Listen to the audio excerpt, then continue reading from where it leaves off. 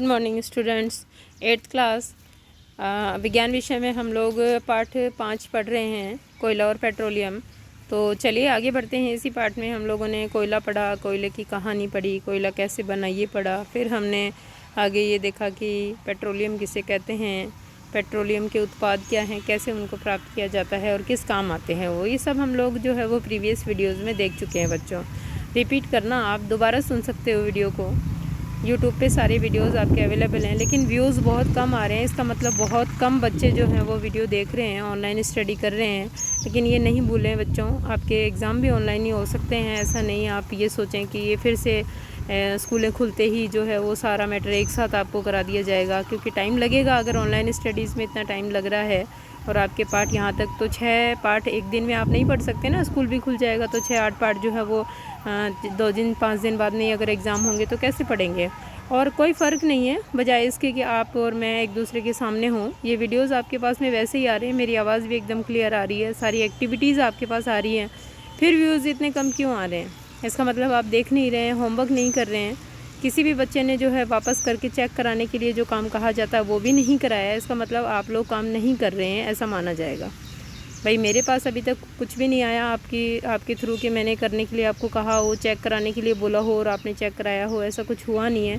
तो मुझे क्या पता है कि आप लोग कर रहे हो या नहीं कर रहे हो। पर्सनल व्हाट्सअप नंबर मेरा आपको पता है, मैंने ये भी कहा है आपको, ये टेबल भर के ये प्रश्न करके आप मुझे चेक कराएंगे, आप मुझे वापस भेजेंगे कि आपने कर लिया या नहीं कर लिया। नहीं करोगे तो बच्चों आपको एक साथ करना पड़ेगा और आपके ऊपर बहुत कार्यभार हो जाएगा। एक साथ करने से कर नहीं पाएंगे आप, दिक्कत होगी आपको। इसीलिए थोड़ा थोड़ा करके आप डेली कर लें। और वीडियोस आपके पास अवेलेबल हैं, बार बार आप उनको सुन सकते हैं। बार बार सुन करके आप उनको अगर अच्छे से वापस रिपीट करके सुनेंगे, देखेंगे, तो आपको याद हो जाएगा हैंड टू हैंड। आपको बार बार उस चीज़ के लिए परेशान नहीं होना पड़ेगा। ओके स्टूडेंट्स, तो चलिए आगे बढ़ाते हैं आपके लेसन को। आज आपका ये लेसन पूरा हो जाएगा, पार्ट 5वां, कोयला और पेट्रोलियम।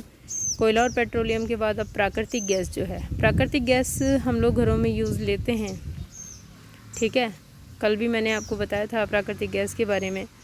चलिए आज और देखते हैं हम लोग कि प्राकृतिक गैस जो है वो और कहाँ काम आती है, कौन सी गैस होती है वो प्राकृतिक गैस। और कल मैंने आपको बताया था लिक्विड पेट्रोलियम गैस, LPG, इसके फुल फॉर्म भी आपको प्रश्नों में पूछे जाते हैं। तो देखो प्राकृतिक गैस एक बहुत महत्वपूर्ण जीवाश्म ईंधन है। ये भी एक जीवाश्म ईंधन है। जीवाश्म ईंधन का ही अध्ययन कर रहे हैं हम लोग इस पाठ में, क्योंकि इसका परिवहन पाइपों द्वारा सफलतापूर्वक हो सकता है। पाइपों के द्वारा इसका परिवहन हो सकता है। आजकल अंडरग्राउंड पाइप लाइन बिछा देते हैं, उसके माध्यम से घरों तक ये गैस से जाती है।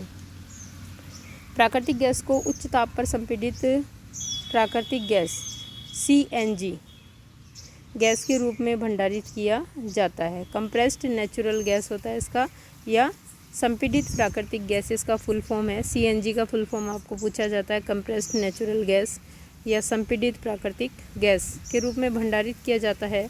CNG का उपयोग, संपीड़ित का मतलब क्या है, इसको उच्च दाब पर दबाकर जब इसके कण पास आ जाएंगे तो ये लिक्विड फॉर्म में बदल जाएगी, ठीक है। तो वो CNG है।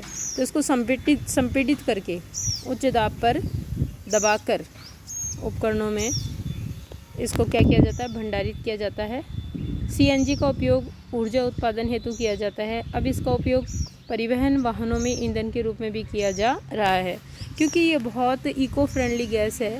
इससे पॉल्यूशन बहुत कम होता है, एयर पॉल्यूशन नहीं के बराबर ना है, एकदम 0% पॉल्यूशन है इसका। इसीलिए इसको आजकल डीजल पेट्रोल की जगह वाहनों में उपयोग में लिया जा रहा है, वाहनों के ईंधन के रूप में उपयोग में लिया जा रहा है, क्योंकि यह एक कम प्रदूषणकारी गैस है, यह एक स्वच्छ ईंधन है। अभी जो प्रदूषण हो रहा है डीजल पेट्रोल के माध्यम से, जब डीजल पेट्रोल का दहन होता है तो उसके बजाय अगर इसको देखेंगे तो इसका रेशो लगभग ही ना आ जाएगा, यानी ये बहुत कम प्रदूषणकारी है, बहुत कम एयर पोल्यूशन इससे होगा। CNG का अधिक लाभ यह है कि इसे घरों और कारखानों में सीधा जलाया जा सकता है, जहां इसकी आपूर्ति पाइपलाइनों के माध्यम से की जा सकती है, यानी वहन भी आसान है इसका, एक जगह से दूसरी जगह ले जाना सिलेंडरों में भर के वो भी ईजी है। पाइपलाइनों का ऐसा जाल बड़ौदा, गुजरात दिल्ली के कुछ भागों और अन्य स्थानों पर उपलब्ध है। अभी जो पाइपलाइन शुरू करी है सीएनजी की, वो कहाँ है? वडोदरा गुजरात में, दिल्ली के कुछ भागों में और अन्य स्थानों पे। जबकि ये चल रहा है कंटिन्यू, इसको बढ़ाया जा रहा है हमारी गवर्नमेंट के द्वारा। प्राकृतिक गैस का उपयोग प्रारंभिक पदार्थ के रूप में बहुत से रसायनों और उर्वरकों के औद्योगिक निर्माण में भी किया जाता है। भारत में प्राकृतिक गैस के विशाल भंडार है। हमारे देश में प्राकृतिक गैस कहाँ कहाँ पाई जाती है? देखिए बच्चों, हमारे देश में प्राकृतिक गैस त्रिपुरा, राजस्थान, महाराष्ट्र और कृष्णा गोदावरी डेल्टा में पाई जाती है। चलिए देखें बूझो और पहेली आपस में क्या बात कर रहे हैं।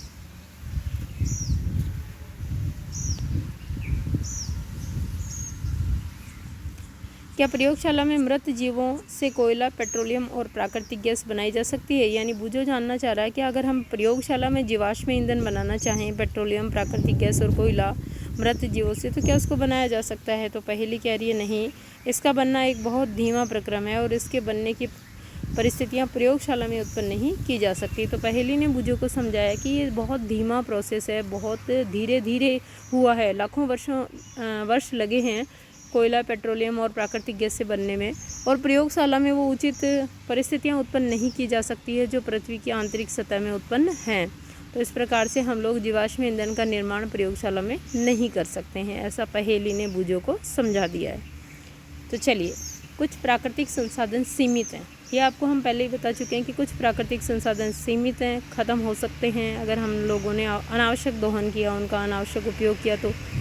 और कुछ प्राकृतिक संसाधन ऐसे हैं जो ख़त्म नहीं होंगे, जो अक्षय ऊर्जा संसाधन है। मैंने आपको पहले ही बताया, सूर्य का प्रकाश और हवा आदि। आपने इस अध्याय के प्रारंभ में पढ़ा है कि कुछ प्राकृतिक संसाधन जैसे जीवाश्म ईंधन, वन, खनिज आदि समाप्त होने वाले होते हैं। आप जानते हैं कि कोयला और पेट्रोलियम जीवाश्म ईंधन है। मृत जीवों के ईंधन में परिवर्तन के लिए लाखों वर्षों का समय लग जाता है। दूसरी ओर इनके ज्ञात भंडार कुछ 100 वर्ष और चलने वाले हैं। इसके अतिरिक्त इन ईंधनों का जलना वायु प्रदूषण का क्या बनता है? मुख्य कारण बनता है। इसका संबंध विश्व उष्णन से भी है। विश्व उष्णन का मतलब है ग्लोबल वार्मिंग। ग्लोबल वार्मिंग या विश्व उष्णन ये है कि हमारा जो औसत तापमान है पृथ्वी का, उसमें धीरे धीरे जो है वो बढ़ोतरी हो रही है। धीरे धीरे बढ़ोतरी होने से दिन के समय जो है बहुत अधिक तपती है हमारी पृथ्वी, और रात्रि में यही जो ऊष्मा है वो वापस जानी चाहिए। लेकिन इन ईंधनों के उपयोग से कार्बन डाइऑक्साइड इतनी अधिक बन रही है कि कार्बन डाइऑक्साइड ने हमारी पृथ्वी को एक कंबल ढकता है ना, जैसे एक इंसान को, वैसे ढक लिया है। और कार्बन डाइऑक्साइड चूँकि सभी गैसों से भारी है, इसीलिए पृथ्वी पर ये नीचे के सरफेस में है। तो दिन के समय जो भी ऊर्जा अवशोषित करता है धरातल, रात्रि में उसका कुछ ही भाग बाहर जा पाता है, उसको ये कार्बन डाइऑक्साइड रोक लेती है पूरी तरह, जिसके कारण दिन और रात के औसत तापमान में क्या हो रही है? बढ़ोतरी हो रही है, यानी गर्मी ज़्यादा हो रही है। यह है विश्व उष्णन या ग्लोबल वार्मिंग। अतः ये आवश्यक है कि हम इन ईंधनों का उपयोग तभी करें जब नितांत आवश्यक हो, यानी बेहद ज़रूरी हो। इसके परिणाम स्वरूप पर्यावरण बेहतर बनेगा, विश्व उष्णन का कम खतरा रहेगा और ईंधनों की उपलब्धता लंबे समय तक बनी रहेगी। ठीक है। भारत में पेट्रोलियम संरक्षण अनुसंधान संघ, पेट्रोलियम कंजर्वेशन रिसर्च एसोसिएशन, इसका फुल फॉर्म होगा। फुल फॉर्म पूछा जाता है PCRA का, पेट्रोलियम संरक्षण अनुसंधान संघ, लोगों को सलाह देती है कि गाड़ी चलाते समय किस प्रकार पेट्रोल डीजल बचाएं। उनके गुर हैं, ठीक है, उनके गुर यानी उनके द्वारा सुझाए गए उपाय हैं, क्या क्या करना चाहिए जिससे कि हम लोग डीजल, पेट्रोल आदि को या जीवाश्म ईंधन को बचा सकें या उनका कम से कम उपयोग कर सकें, क्योंकि कम से कम उपयोग करना ही फ़ायदेमंद है। इनके भंडार सीमित हैं, एक बात कुछ ही वर्षों में या कुछ 100 वर्षों में ये ख़त्म हो जाएंगे। इसके अलावा इनको यूज़ करना, आपको पता है कि चाहे वो मृदा प्रदूषण हो, चाहे वो वायु प्रदूषण हो, प्रदूषण का क्या बनता है? कारण बनता है। जहाँ तक संभव हो गाड़ी समान और मध्यम गति से चलाएं, ठीक है ना ही तो गाड़ी को दो करके ज़्यादा भगाएं और ना ही बहुत कम चलाएं। मध्यम गति से गाड़ी चलेगी, एक समान गति से चलती रहेगी तो क्या होगा? पेट्रोल डीजल कम लगेगा। यातायात लाइटों पर अथवा जहां आपको प्रतीक्षा करनी हो गाड़ी का इंजन बंद कर दें। कई बार हम लोग बातों में लग जाते हैं, 10-10, 15-15, 20-20 मिनट हम लोग बातें करते रहते हैं और गाड़ी को ऑन छोड़ देते हैं। डीजल पेट्रोल जलता रहता है, पॉल्यूशन होता रहता है और ईंधन की भी खपत बेवजह होती है। टायरों का दाब सही रखिए, यानी हवा जो है वो टायरों में चेक कराते रहिए और गाड़ी का नियमित रख रखाव और सुनिश्चित रख रखाव सुनिश्चित कीजिए और अलाइनमेंट कराइए गाड़ी का, समय समय पर उसकी सर्विस कराइए ताकि उसमें जो भी त्रुटि हो वो दूर की जा सके। इस तरह से आपका डीजल पेट्रोल बचेगा ही बचेगा, डीजल पेट्रोल का उपभोग कम होगा, आपके पैसे भी बचेंगे और वायु प्रदूषण भी अधिक नहीं होगा। तो ये यहाँ आपका पाठ पूरा हो गया बच्चों, 5वां पाठ। कल इसके प्रश्न उत्तर करेंगे और उसके बाद इसका नेक्स्ट पार्ट हम लोग पढ़ेंगे विज्ञान विषय का आपका। Okay students, thank you.